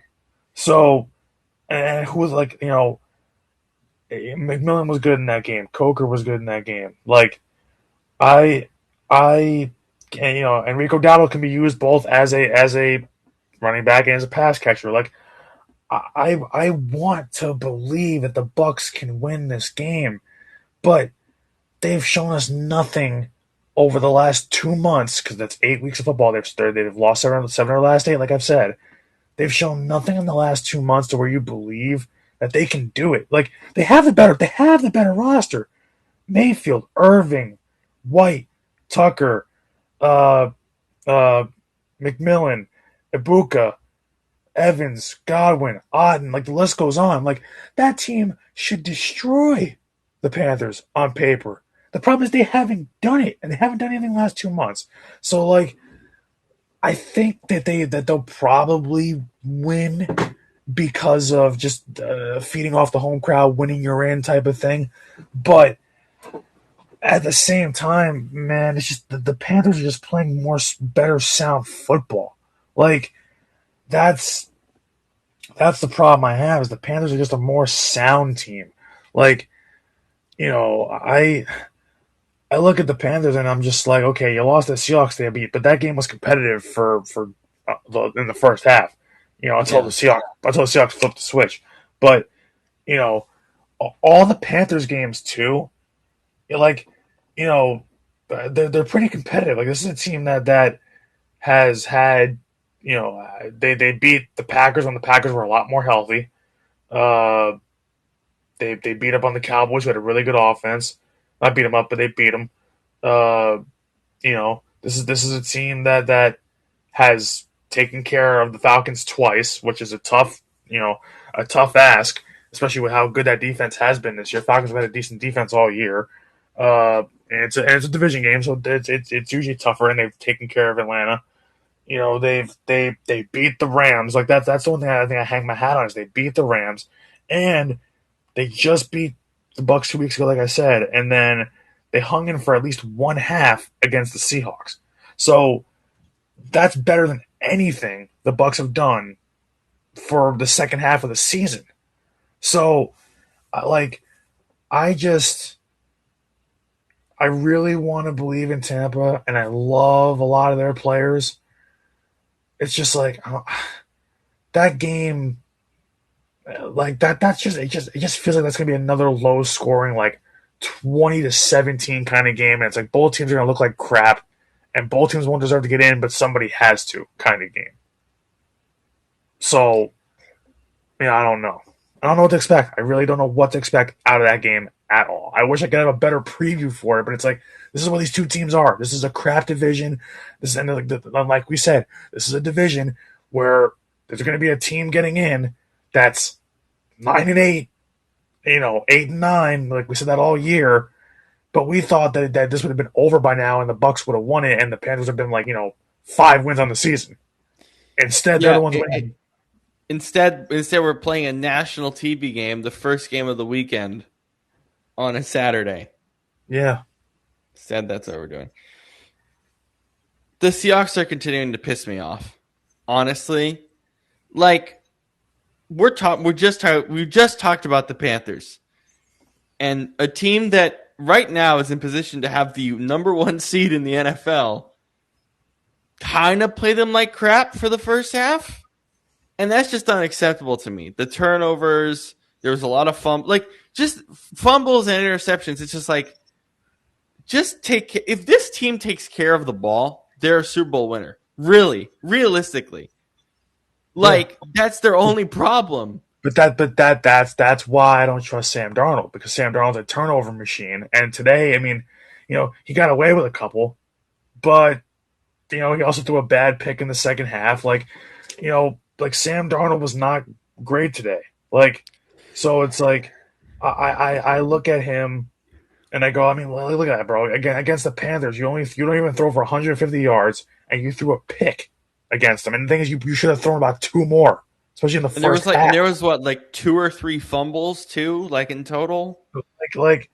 It's just I all these teams, they're just not giving me a reason to believe they can win a Super Bowl. Like when I look at the Seahawks, I'm like, you can win a Super Bowl because your defense is great, your offense as a whole is good, but there's 2 problems. You guys don't show up in the first half of games, and not only do you not show up in the first half of games, but Sam Darnold just really the offense it's too many turnovers. You cannot lose the turnover battle and win a Super Bowl. You can't. So I just when I look at teams of the past, like teams that have looked like clear Super Bowl contenders in the past, you knew what those teams were good at, and their weaknesses weren't glaring. But you look at the NFC South being a crap division, but someone has to win it. But those teams' weaknesses, whoever wins it between the Bucks and Panthers, is glaring. And then with this Niners Seahawks game, especially with the Seahawks, if they win this game, it's like, yeah, but can you trust Sam Darnold to win you 3 games in the playoffs? I don't think so. So and then for the Niners, I mean, it's case in point what we just saw. We just saw this for 3 hours. There's 2 problems with the Niners. It's too many injuries, and that defense is god awful. It's awful. It's much worse than I think we thought it was 2 weeks ago or a week ago. It is so much worse than we actually thought. It's not good. Their pass defense right now is ranked 24th in the NFL. It's probably lower after that night. And after that game, it's probably going to be somewhere between 25, 26. So, when your pass defense is that bad, you can kind of get away with your run defense being kind of bad, because eventually the quarterback is going to have to throw the ball at some point. But you can't get away with the flip side of having a good run defense but having a bad passing defense, because that's what the Commanders have had the last 2 years.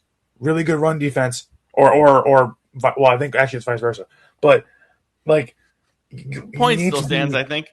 What I'm saying is you have to have one side. You can't have one side of the ball. If your team is somewhere in the middle defensively, in this league, certain teams are maybe 12th or 13th in total defense, but it's okay. But at least if you're 12th or 13th, at least their passing defense is maybe 10th, and their run defense is maybe 17th, something like that, where it's kind of close enough. But it's so many of these defenses, this is what's crazy is. What the craziest part about this, right, is that the Jaguars right now have the number 1 run defense in the NFL, but I believe the number 1 defense overall, if I'm not mistaken, from what I remember, I'm just going to look it up because I talked about this a couple days ago, but I can't remember who the hell it is off the top of my head. But Texans, right? So the Texans are the number one overall total defense, but it doesn't make sense because when you think about this, number 1 total defense in the NFL, but both their passing and their rushing defense, both of them are ranked 4th overall. So you would figure, 4-4, so it should be 4th. No, when you look at the other teams, when you look at who's in second, the second place team right now for defense is the Browns, because the Browns have quite literally the best pass defense in the NFL. But then when you look at where their run defense is, their run defense right now is 14th. That's why they drop so much. So that's the Browns' offense is just an abysmal piece of crap. Exactly. So it's when you're that far apart, you're not going to win many football games. Like your defense kind of has to at least be somewhat kind of even. You can't have a defense to where it's like your pass defense is like 30th, but your run defense is like second. That's not going to work. So, when I look at the Niners, I'm like, okay, it says that like your defense is the 24th pass defense. Like I don't care what your run defense is, and I believe it's not even that great either. I think they're outside the top 10. So like overall, I think their defense is ranked 18th. I think this year or somewhere close to that. So it's like, you're not going to win many playoff games if your pass defense is going to get you. Like you're getting shredded. You weren't getting shredded by DJ Moore tonight. You were getting shredded by their wide receiver 3. You were getting shredded by Luther Burden, who only up to this point, I believe, had less than 500 yards in the season. And he killed you for damn near 200 yards and a touchdown tonight. And Caleb still didn't look that good, even if it, the stats will tell you that Caleb looked good, but if you watch that game, Caleb didn't look great. I mean, he made some good throws, but once again, he completed less than 60% of his passes. Like, this is what I'm saying. Every team has such a weakness that historically, I'm not saying that they can't win it, but historically, the evidence shows you can't win a Super Bowl with these kinds of problems for these different teams. Like it's going to be such an anomaly whoever wins it. Exactly. Because somebody has to win it. So and I think it's going to be very, and like we said, it's very matchup dependent. But when you go through the list of these teams, right, and we'll get to Ravens Packers, but like just in the NFC alone, let's look at the NFC. Ravens Steelers. Yes. Oh yeah. So sorry. Yeah. Sorry. Ravens Steelers. So, but because I'm thinking of like the NFC teams. So with the NFC, if you look at all the problems, so Seahawks, turnovers, and a lot of it's Sam Darnold. That's just it. Sam Darnold's what, third? I think tied for second or third in the NFL in interceptions this year. That's you can't win a game when your quarterback's turning the ball over that much. Then you've got it right now as it currently stands, the Bears, who are the 2 seed. The Bears have a quarterback that can't complete more than 59% of his passes on the season. No, the Eagles. No quarterback has been that low and made it to a title game, I believe, since Mark Sanchez, and they got killed. So yeah, and we just had the problems for the Packers, the Bucks, the Eagles, the Niners. The Packers without Micah Parsons do not know how to rush the passer or do run defense. Yeah. And then they're missing arguably their best offensive weapon in Tucker Kraft. So and then the Rams, we know their secondary is pretty bad, and there's your NFC. Like Jesus. Well, it's like Panthers, Bucks. Who cares? Yeah, and then Panthers Bucks is just a shit show. So like, you get to that, and then this is what will lead us into our AFC talk. So I'll skip Ravens Steelers because we'll talk about it. But then in the AFC, Broncos, your play calling, abysmal. Play calling is terrible. And then here's the thing too. Your secondary, well, Riley Moss in particular, is the handsiest corner in the NFL. He's a walking penalty flag. That can hurt you come playoff time. So there's your 2 problems right there. New England, we hesitate because the roster isn't great. They haven't really played anybody. And it just feels like, oh, this is a team that's kind of peaking a little too early. It just feels that way. So it's like they're the ones that have the least problems in terms of actual problems. So but when you have a roster that doesn't have much playoff experience and is still like as young as they are and whatnot, it's just that team usually does not go far. Then you Jacksonville. What the hell was Jacksonville today? What the hell was that? Yeah, Jacksonville makes no sense. Jacksonville, I still believe in them, and they didn't look as bad as some other teams did that are in the top 3 seeds. But holy crap! But Phillip Rivers. Yeah, you were literally looking at that struggling game with Phillip Rivers. Like that's so bad. Struggling against Phillip Rivers is insane at this point in his career. It's just I don't understand. I mean, and Trevor Lawrence doesn't even throw a touchdown pass against a Colts defense that is hurt and not even good. That's a problem. I mean, listen, you're He still rushed one, for one, I think, but like um, yeah, Houston doesn't have an offensive line, and C.J. Stroud, while having a good game yesterday, blah. Chargers, I yeah, told you guys the Chargers don't have a defense, and and it's just like, they probably have the worst offensive line left in the playoffs. yeah, because their whole team is hurt right now. Yeah, Let's see what else we got here. Buffalo, we talked about Buffalo. So here's the best Steelers Ravens comp I can make. Steelers Ravens is just a slightly better version of Panthers Bucks. honestly, yeah. Yeah. Like, I mean, the quarterback matchup is way better. But If we get the quarterbacks that we hope we get. yeah, if it should be, yeah. I can't see. I mean, listen, I know Lamar Jackson might be hurt, but I can't see him missing a do or die game. Like, Basically a playoff game. like that feels like they'll give him, they'll shoot him up with a cortisone shot and be like, hey, get out there. Cortisone shot in the. Do they do cortisone? Okay, I'm dumb. I don't know cortisone shots. Do they cortisone for the back for like a what's the term back for it? contusion? Is it like epidural? Is that the term for it? Is that I don't know. Is that- But I do don't- they I do don't that for backs? I don't even know. Epidural, versus spinal anesthesia, but epidural needle is a specialized long, thin, hollow needle used to deliver pain-relieving medication into the epidural space, which is the area surrounding the spinal cord to block pain signals commonly used for either childbirth or surgery. So they give him that shot. They really wanted to, if it's that bad. But And we've heard things that it's that bad. is this like preseason Matt Stafford's back bad?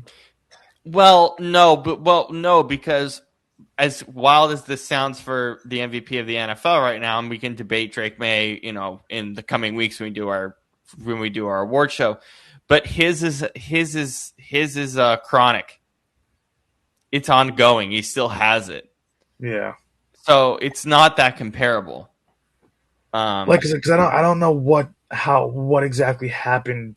It's like I don't know how to explain it, but what I heard is something similar to like a back contusion, but I don't think that's accurate. yeah, but I don't think that would keep you out for weeks. So that would keep you out for maybe a week, maybe a game, but not weeks. I mean, If yeah, it is. But no, like honestly, look, the Steelers. Oh my god, I feel bad saying this. Aaron Rodgers, well, he does look better than he did with the Jets. It's not that much better. it's not enough. Aaron Rodgers, It's not much better, dude. it's crazy because Aaron Rodgers this year, if there's one word I can use to describe him, it's like people always say, oh, Aaron Rodgers, hey, he still got it. Aaron Rodgers to me this year is just efficient, but efficient. It's doesn't serviceable. It's Yeah. serviceable. But That's it. it doesn't mean good enough to win it all. That's the problem. So it's like is Aaron Rodgers efficient every week or most weeks? Yes. But the problem is that it's a lot of it. He's not the old Aaron Rodgers where it's like he's flicking the ball with his wrist 65 yards for a touchdown. He's not going to do that anymore. It's not the quarterback he is. Yeah. He's taking his checkdowns. They're handing the ball off a lot. They're trying to control time of possession. That's kind of what the Steelers are doing now, and it's not enough. And then when your wide receiving core really can't stay on the field, or is just or like DK with the boneheaded fan incident, when you see what that wide receiver core is minus DK Metcalf, it's not good at all. It's not good at all. So that's just.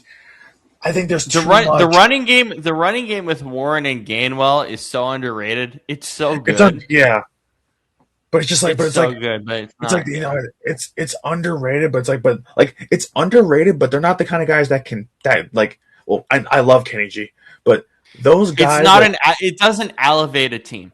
It's not game breaking. It's not Derrick Henry. It's not James Cook. It's not Jonathan Taylor. It's not those guys. It's good and it can win you games like it has this year, but it's not that game breaker where it's like, hey, if Aaron Rodgers is having a tough game, they can elevate the offense. They just can't. So it's And the thing is, the play calling for the Steelers is like it's just a head scratcher for me too. Some weeks, so I'm like, what the hell are you doing there? So, But because like, you know who their OC is, right? isn't it still Arthur Smith? Yeah. Yeah. So Yeah. you know, Yeah. And then for the Ravens side, we saw know the them on Peacock on Friday, and I was like, they're good, but it's just like kind of whatever. Like I didn't. How much did you take away from the game on Saturday night? Like not much, really not much. Just because I don't think, I don't think that a win over a completely like the Packers B team is going to change my opinion on them. Like the Packers B team still put up 24 points on you. yeah. So like that to me that's a problem. If you're letting those guys put up 24 points on you and they're not even close to healthy, then it's still telling me that your defense is still bad. That it's still really bad. So I mean, listen, there's the same team that the Ravens, whose offense, doesn't really score, 30 plus points a game. I mean, today they did, but usually doesn't score 30 plus points. Patriots beat them, put up 28 on them. Steelers just beat them a few weeks ago, put up 27 on them, and that's that's that. Bengals put up 32 on them before. What else we got? Like it's like the Texans, who have no offense all year, put up 44 on them early in the season. Like the Lions, who are not in the playoffs, put up 38 on them early in the season. So like it's it's just tough when especially they've played better as of late, but I still don't trust that defense in big moments. And now we have the Derrick Henry fumble issues. He's fumbled. He doesn't have the most fumbles in his career. He doesn't have the most fumbles in his career in a season. I think that happened a few years ago. I think he had 6 that he lost in 1 year. But the problem is his hands are. It didn't show up last night though. Yeah, but it's still coming at the worst times. Like it's like I look at. I think I look at like the Ravens, and I think if they're gonna have any success, you have to just. I know you don't want to trust him because you're afraid of his hands because of those, especially those early season fumble issues. But this is a guy that, outside of those fumble issues, has only had 1 fumble lost the rest of the year. You've got to just lean. And Harbaugh even said, hey, we have to lean into Derrick. Like he should be on the field and on that final drive they had and whatever, like against the Patriots and all that kind of stuff. And I'm like, okay, yes, you should be, but actually do it. Like if Derrick Henry is on that field and can dominate, the Ravens can not only chew up clock, but you're going to score touchdowns because it's Derrick Henry. The guy's a beast. The guy probably end up playing until he's 35. And hell, if he keeps playing the way he's playing, he actually has an outside. I mean, it's not much of a shot, but he has an outside shot. And we don't even talk about this. I don't know why no one's really starting to talk about this. He does have an outside shot of breaking Emmitt Smith's rushing record. So the one thing I will say is we saw this last night. We saw Snoop Hundley. I almost said Scoop. I always mess him up. That would not be good. We saw how mobile he can be because he's very much like a Lamar light in a lot of ways. The biggest thing that the Ravens have to decide for that game on Sunday is can Lamar, because here's the thing. Lamar with the back injury and his leg and everything, he just isn't as mobile anymore. So maybe, as dumbfounding as this sounds, and we'll have to see if TJ Watt plays. That's a big factor in this. Yeah. But maybe it's better to just play Hundley because he's just faster. And you need that speed against a defense that just isn't very good north to south or side to side. Or east to west, I should say. It just isn't. Maybe it's just better to start Hundley, as unbelievable as that sounds. I think it's not. It's definitely not out of the realm of possibility. I think that because it's like I've seen a lot out of him too. Like it's like when they've kept the offense kind of simplified for him and be like, hey, either just let Derrick Henry eat or just take the quick completions and whatnot. He's done that. So it's just a matter of, to me, just how, keeping, if you're going to play him, keep the offense simple. I know that you don't want And I'm not saying simple as in like simplify to make the Steelers, give them an easy game, then blow the division and blow the playoff spot. But at the I same mean, time, Huntley knows the playbook. That's his. but but I still don't want him doing the things that Lamar would normally do. Like, because he's not going to fit a tight window throw in there. He's not going to, he's not the accurate passer that Lamar is. Like, he's just not. So it's like, but what I think is too, I don't want to see, like, listen, I know Zay Flowers has game breaking speed and the guy's shifty and whatnot, but I don't want to see Zay Flowers get a ton of touches in this game either because he can't hold on to a football. He always fumbles at the worst times possible. I don't want to see that guy get many touches. Two players with fumble issues, Henry and Flowers. That's basically that's my secondary concern, because my concern with them is still defensively, because even with the better performances, I want to look something up because I'm actually very curious because I haven't actually looked all year to see where the Ravens have fallen to. Total defense, the Ravens are still 27th. Gross. Even after playing better over the recent weeks, their pass defense, so 27th for total defense. Their pass defense wow. So their pass defense is 27th. Their rush defense is 13th, which is right kind of in the middle. Yeah. So realistically, I mean, that's still really bad for a team that's kind of figured it out the last couple weeks. Not really. So I cannot trust that defense, and I can't trust their ball security. That's my two big issues with the Ravens, really. Yeah, I hear that.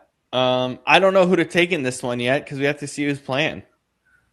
If Lamar TJ Watt included, by the way. Yeah, and I think and with DK being out and that offense looking so bad, that the Steelers offense looking so bad with him out today, if Lamar plays, I'm probably going to pick the Ravens. Like I can't. That's what I'm leaning towards.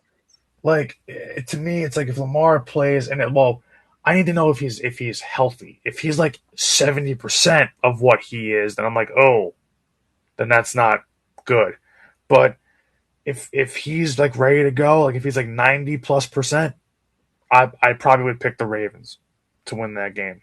I think what's going to matter to me is like if Hundley plays, but TJ Watt plays, then I might take the Steelers. But if Hundley plays and Watt doesn't play, then I might still take the Ravens because I like the game-breaking speed Hundley has and what he showed on Saturday. So, tough one.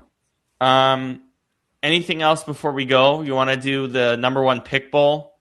The Raiders were basically tanking that whole. Not only were they tanking the whole week and pissing off Max Crosby and pissing off everybody, it felt like they were tanking that game, dude. Like when you were giving me the play-by-play on it, I couldn't believe what I was hearing because it seemed like every 2 seconds, like, oh yeah, false start by the Raiders, then a legal contact, then a freaking an interception or two by Geno Smith, and I'm like, at that point, if you're gonna play that bad football-wise, listen, they've been bad all year, so it could just be the fact that they've been playing just that bad, and this is that they're just fed up and had enough. I'll be honest with you. As you know, I'm a football fan to a head. I hate dumb football, but I watch dumb football. I've watched enough Raiders to know that game just felt like they didn't care. It just felt like it was over and they didn't care. It felt like a tank. That felt like a tank. Like and by the way, that's what they were leaning towards all week. No Brock Bowers. Pissing off Max Crosby. Which, I mean, I'm sure Max Crosby's injury is nasty, but he clearly could play if he wanted to, and you didn't want to give him that. So, okay. There's the video of Max Crosby literally doing shoot-around at his home gym. With his kid, just chilling with his kid. Yeah. And so I'm not denying that he has some sort of meniscus tear that he needs surgery on. I'm not denying that either. I'm just saying. He wouldn't play basketball on it either. That's what's weird about it. Yeah. Like, I genuinely believe, and the thing is, the Raiders have been bad all year, but my God, they haven't been this bad to where it's like every play was a penalty or a bad throw by Gino. It's or not like, even close. No. no. They And were then just giving up. And then the Giants actually played that game like they had a Super Bowl to win. Like, Well, like, the Giants to me, because I watched it until it was 27-3 or something, 27-10 or whatever it was. yeah, The Giants just felt like they were coasting. They were just like, "This is hilarious. Let's just win this game." That's what it felt like to me. They were just like, "This is stupid. Whatever. Let's go win this game." And yeah, the Giants also made some questionable moves to try to lose this game, but Mike Kafka is not gonna. He maybe still wants a shot at the job or somewhere in the future in the NFL. Who knows what happens to Pete Carroll? He's not going to tank a game just to tank a game. Nor does that roster is so young. Do you think those young guys want to do anything to jeopardize their future career? No, absolutely not. No. So they played with some level of effort today. yeah. And that's commendable, even if it hurts you in the long run. So I really wonder what the hell is going to happen now after that whole Tank Bowl thing has now kind of shaken up, and we can kind of see, hey, now the Giants no longer have that number 1 overall pick. Now it's like, now I'm wondering, but it's like if you're the Raiders, because you know how it's funny every year we do like team needs and whatnot, and everybody talks about like the Raiders literally outside of tight end need everything. They need tight end running back, because Gentry's actually had a spectacular year, especially considering the fact that offensive line has been terrible. Yep. They literally need to replace everything, and on top of it, dude, I think Crosby's so fed up he's going to want out. I don't see any reason why he would stay. I really don't. It would not surprise me. And I mean, and here's the thing. Crosby has been steadfast about, I want to be a Raider. I love being a Raider.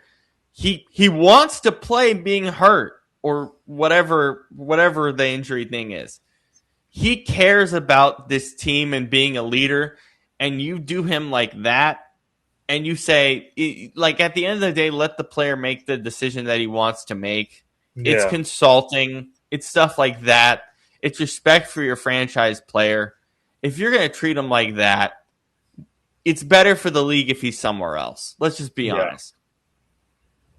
Like, and the thing is, too, that he might say all the right things, which he has, and a lot of players would.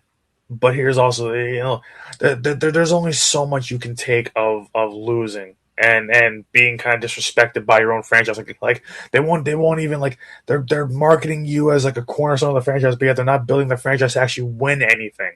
So you're just stuck on a losing team. Like who clearly doesn't value. Who I think what he realized when that whole situation went down is, oh, you really don't value me like I value you. It's kind of like a relationship. It's like a romantic relationship. You just clearly don't, regardless of the injury and all that stuff. He clearly just realized that he isn't valued. Yeah, I mean, it's like, and if a player even gets a whiff of that, even gets an inkling of that, it's like, boom, I'm gonna go find somewhere else. Either trade me, release me, do whatever you gotta do, but let me go. Done. Yeah, and I would be stunned if he's still a Raider at least by June or July. By the time we hit training camp, if he's still a Raider, I'd be stunned. Who would probably? Well, we'll figure it out, I guess, then. But I wonder who the best fit would be for him. We have to figure it out then, because I have no idea how free agency is going to shake out. And by the way, I have no idea how this is going to shake out. Is he going to be back at practice Monday morning? Is he? I have no idea. Right? I have no idea. So we have to see how this shakes out in the next few days.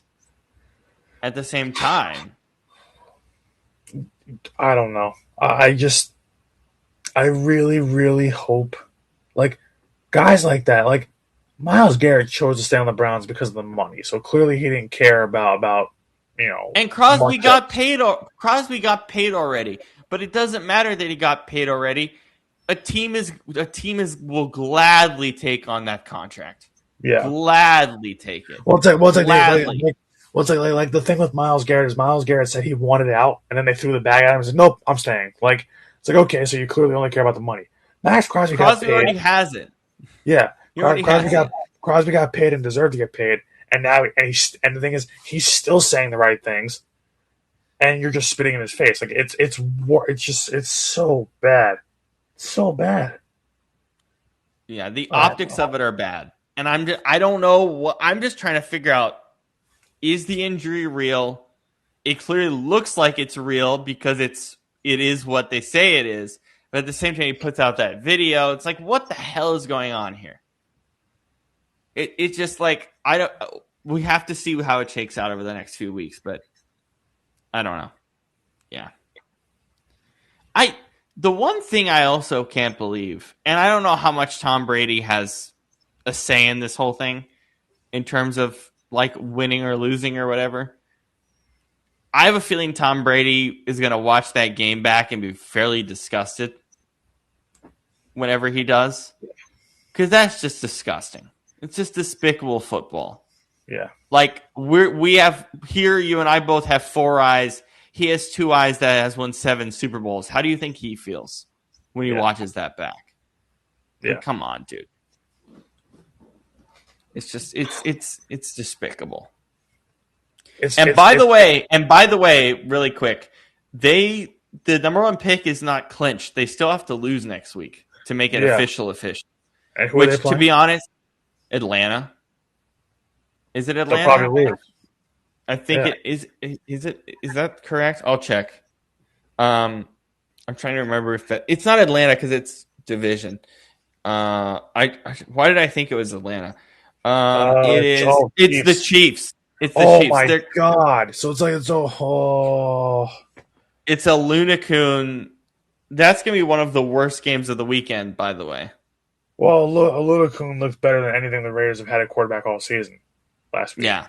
So Raiders are gonna lose still. I think the Chiefs will win that game. Yeah.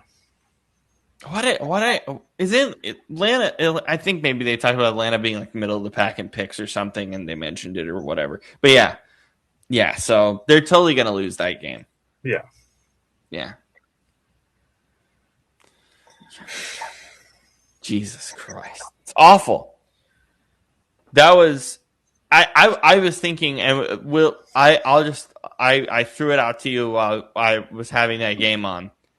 Because I watched both games in the afternoon. I said to you, that game, the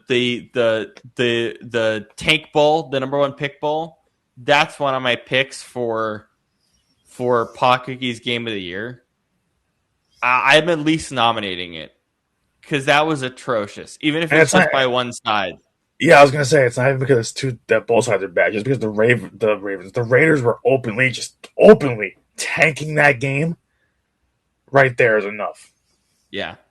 So, and again, I only watched basically a half of it, and even one half told me it's a nominee. Like, come on, dude. Yeah. Just, and now I understand why the national TV audience, basically everyone got the Bills game, and only like the local areas got the toilet bowl because, I subject myself to it just so we can have these conversations. Otherwise, I could care less. You are a different breed, Rob. But the thing is, it does make sense because it's like, but these are how bad these teams are because we only have to watch 5 minutes of them throughout a whole season, and we know exactly what they are. So, yeah, it's unbelievable. It's unbelievable. All right, I just wanted to get the toilet bowl out of there because I know you people would be interested in what we thought of it, and the answer is we were pretty disgusted, as expected. Actually, more disgusted than I thought we would be. Let's just put it that way. Yeah, I think that's about right. Anything else before we go and get ready for tomorrow?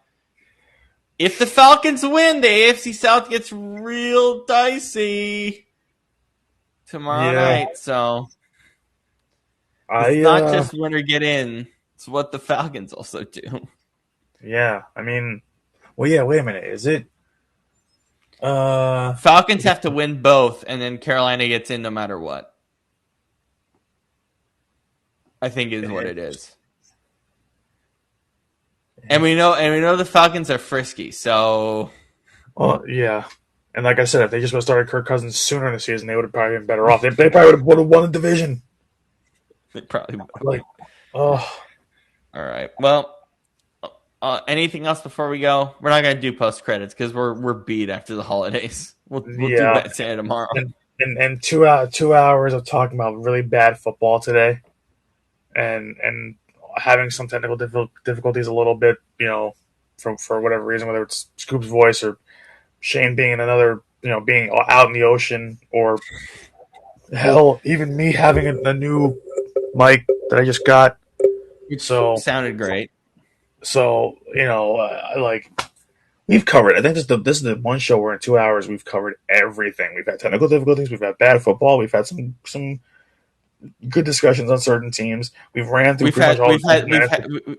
We've had me making people lose their minds at always with whatever I say. Well, yeah. You always having the most questionable line of the night. The Eagles game being awful. Which it doesn't surprise me anymore. I don't know how this team won 11 games this year, up to date. But it's just it's a wild year, and I'm so glad the regular season ends next week. I know. God. I'm just ready for the playoffs, dude. I'm ready. Yeah, I'm so ready. Well, we'll see you all tomorrow night. Hopefully, Scoops of Voice is back to 100%. We have. Speaking of questionable, we have a very questionable movie tomorrow that we're really excited to get to. To say the least. This is everybody's last Christmas gift of the holiday season because listen, we couldn't get to it before Christmas, and it kind of wouldn't have made sense to. So we're going to get to it after Christmas. So we have one Christmas gift left for everybody to unwrap, and it's probably the dirtiest one, the raunchiest one. I don't know how you would describe it, but the way I frame it is there's certain stuff that if we touch it, we will be banned from the internet. Yeah, and there's stuff that, but that being said, the stuff that we can talk about and touch is actually really interesting, so it makes it worth it. Yeah, for those that don't know, and we've said on the show for weeks, but we did Bad Santa for Christmas. So Santa is the movie. Bad Santa 1, yeah. So yeah, it's gonna be fun to talk about. Probably, I'm excited for the game tomorrow. I really am. It's gonna be fun. I'm excited for it actually. All right, well, for Brandon, for Scoop, for Shane, all the way out in Hawaii on the beach. It's like Death Stranding 2, that on the beach damn video game. For Brandon, for Shane, for Scoop, for myself, Robert, we will see you all tomorrow night. Peace out, everybody. See everybody.